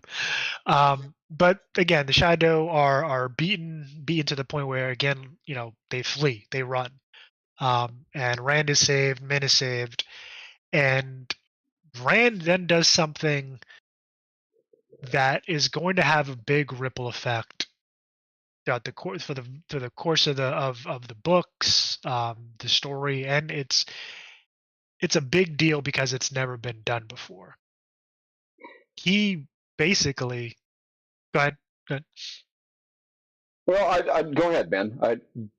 I want to hear this. I want to hear your version of this. So as he, as the battle dies down, he has the Aes Sedai from the White Tower kneel and swear fealty to him, like binding fealty to him. And I think again, it's not all of them because some of them do die. I think it's like out of the 13, it's like maybe half. But they choose to do it. Do they? Oh, okay. Because I thought he made them. Like he didn't give them a fucking choice. Well, I don't think they thought they had a choice because the only way they, understanding the situation, these Aes Sedai that are here that are not part of the group that came to rescue him, these Aes Sedai that were holding him captive. I mean, what would you do to save yourself? Yeah, exactly. They were his torturers. So right, not all of them were responsible for torturing him, but I mean they were they were part of that group. So yeah, they're part of that group that kidnapped him and Min. So I mean, if I was in their shoes, I would. Well, even this group that kidnapped him, I mean, most of those people didn't do it for bad reasons. That was the thing. They can't convince me. They're reasoning in their own mind. What some of them were black Ajah, so I mean they have their own priorities. But I would say a great many of these women were doing what they were doing because they thought it was the right thing to do. They thought it was not the beating and torturing and stuff like that, but I mean capturing him and taking him back to the White Tower, they literally felt like that, it was necessary. He has to be in the White Tower where they can protect him and where they can keep him under control so he doesn't destroy the world until the last battle when he's needed.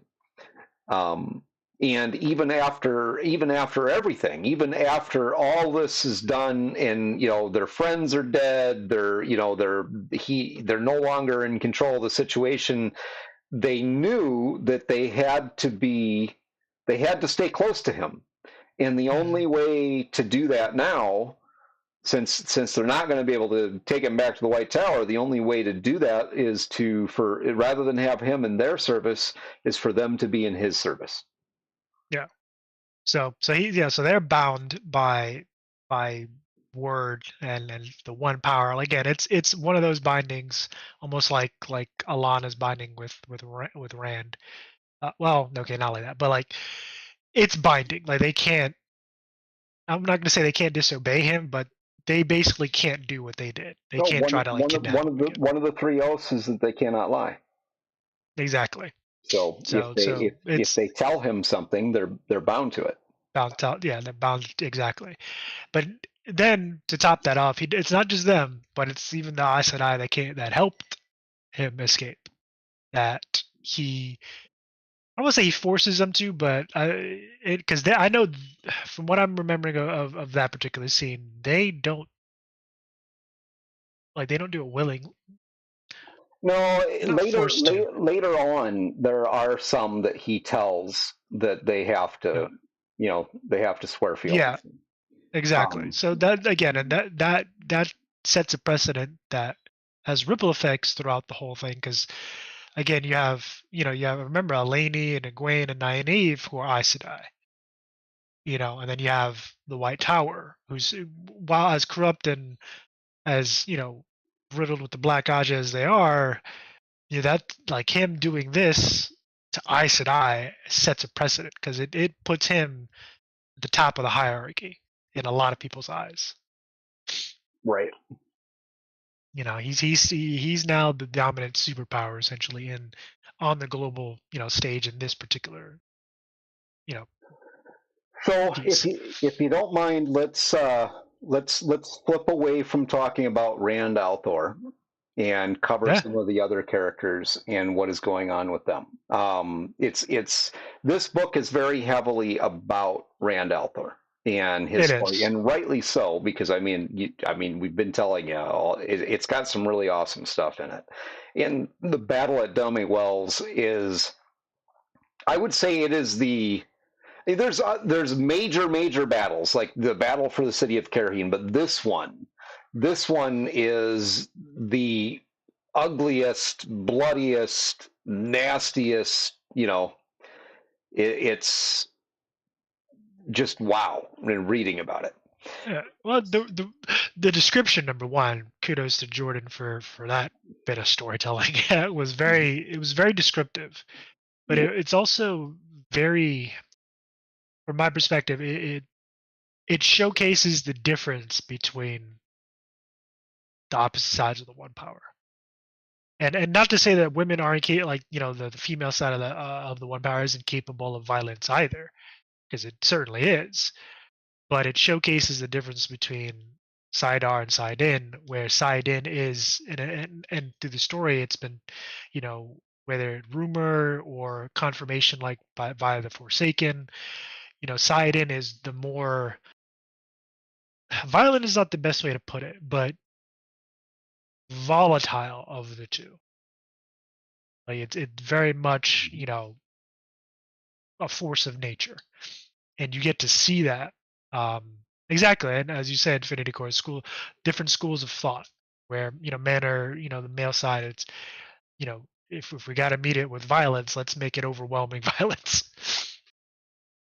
So one character we have not talked a lot about, we've talked some about, is Matrim Cathan. Yeah. So Matrim, during this book, a lot of things go on with him before he's sent off to escort the basically go find Eleni in Saladar. He is basically heading downriver towards Tyr. And along the way, several times the Forsaken try to take him out. And there's a character introduced here, a little orphan boy named Oliver. And at first it's like Oliver's kind of like comic relief. It's like, okay, why this little orphan boy? It's a really unique character though, and has a tremendous amount of significance later on in the story. But here's where Oliver gets introduced in the Band of the Red Hand, and basically Mat kind of adopts Oliver. He's an orphan boy, just out on his own. He's kind of wily but innocent at the same time, and so he takes on Oliver. then of course him and the band get sent to Salvador, or go find Salvador and basically grab Delaney and bring her back so she can be put on the Lion Throne. And at this point, Rand is also basically planning on her taking the Sun Throne of Carheen as well. Do you want to? Well, there's one more thing that's going on in there too, because you now in Salvador, you now have Gareth Bryne, who is building an army in Salvador. You have the former Amyrlin Seat, who is also there. Her and her keeper of the Chronicles. I forget what the name of what that title is, but yeah. There's a lot of titles in this book, in all these books. Yeah. So you have her there. You have a little bit of the story of Morgus, who is in fact, not actually dead. Yeah, I feel bad for her. She's being held by the White Cloaks, if memory serves. Yeah, more comes in the next book about that, which is they're not necessarily kind. No, they're not. Well, I can't remember the name of the guy who leads them now, because at a certain point, Pedro Nile. It's Pedro Nile still leads them. Yeah, it's Pedro Nile. That's right. Because at a certain point, it's Rand's half brother that takes over leadership. Galadriel of the White. Yeah, there we go. There's also Moraines. That's a ways down, though. Who's also related to Moraine. So that makes Rand and Moraine related. You don't yeah, they are. I'm sorry, I'm going down a whole tangent that you don't realize until a couple books later. But yeah. So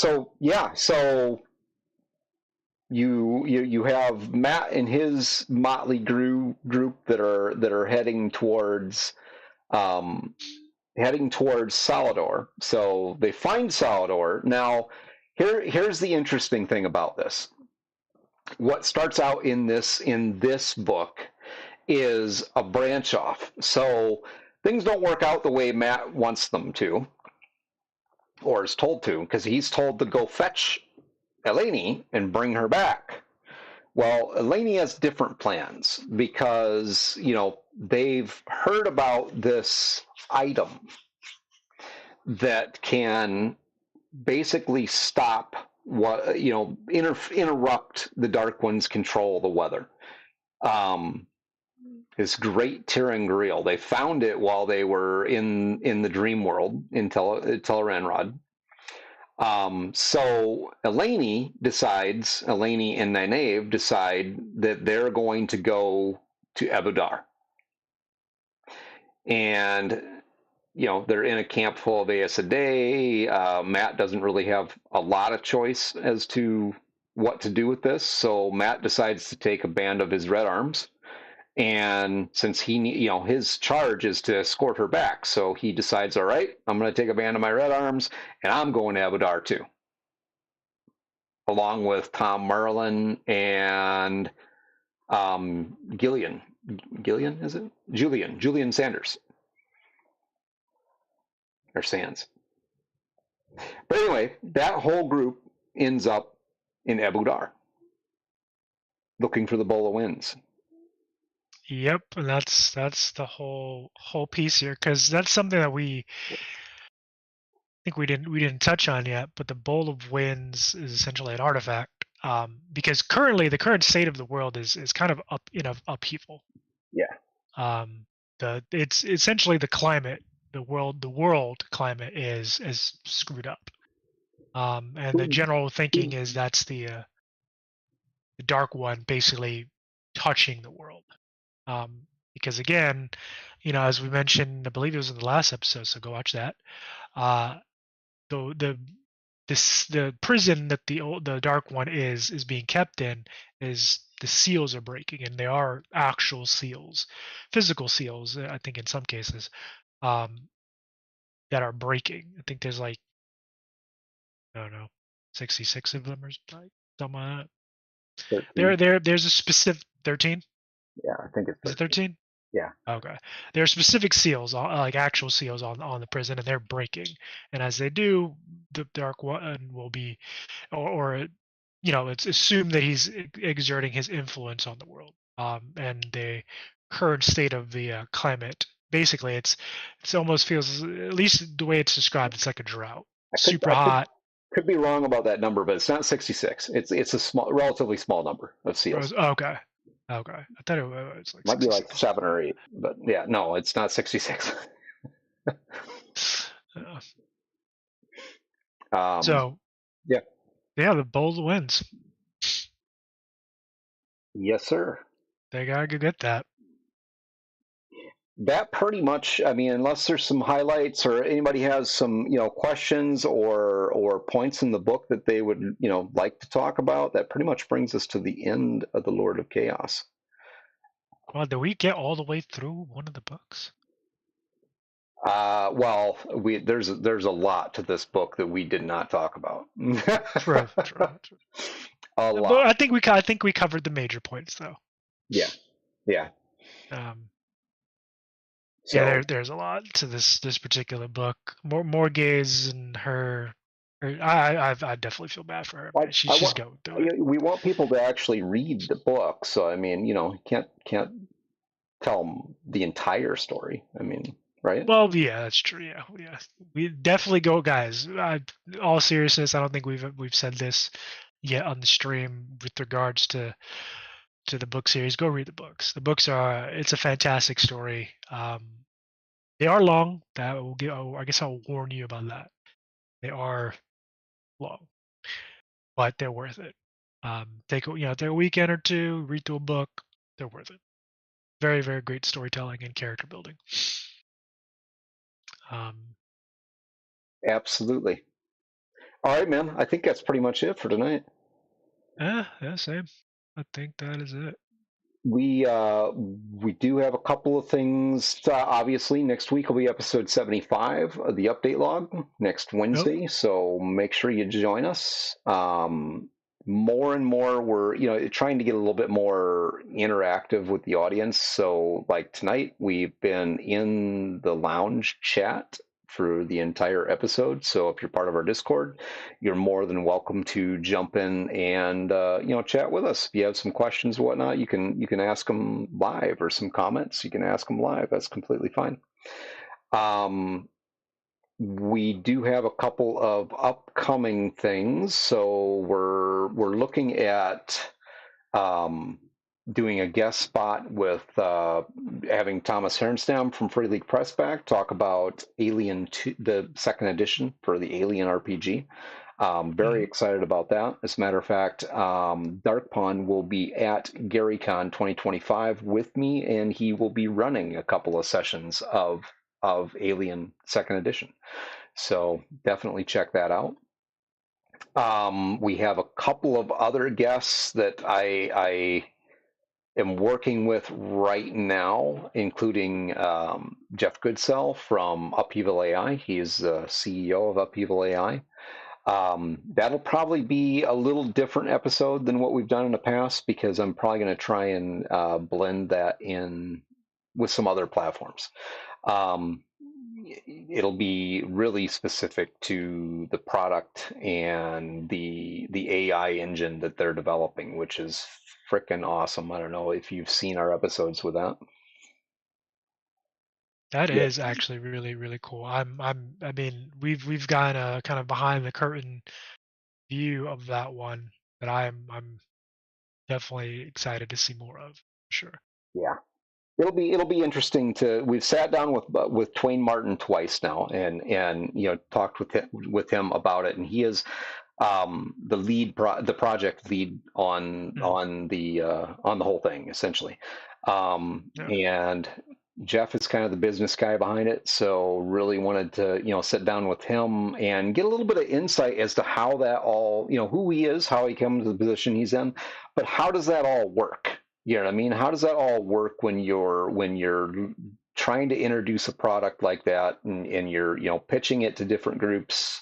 Be interesting. It'll be interesting stuff.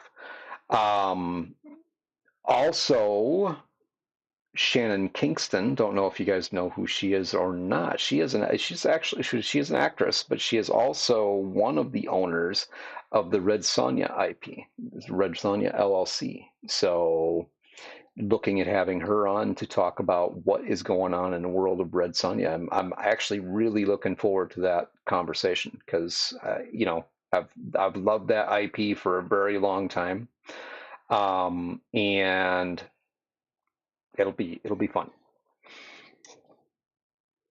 Those are the three that I have right offhand. We're also still working on getting Gary Gygax, or not Gary Gygax. It'd be a hard one. Luke Gygax. Luke Gygax on the. Yeah, I was gonna say that'd be tough. And that's all kind of in the run up to GaryCon 2025, which I will be there running Beyond the Wall Part 2. 4-hour sessions, one each day, each day of GaryCon. So that'll be a lot of fun. And then some other games in the evening. I'm not sure what yet. I haven't decided on that yet. But I think that's it, man. I think so. I think you are correct. All right. Thank you all very much for being here with us this evening. We look forward to seeing you again. We'll get book 7 going here soon. We haven't been as consistent with the book review pieces, and we've been asked to review some other series that are out there. Yeah. Yes. So we'll get through this one first, but definitely looking at the possibility of reviewing some other book series, so other content. If you have something that you would be interested in having us do some reviews on, definitely join the Discord. Let us know, and we'll take a look at it from there. Everybody have a good night.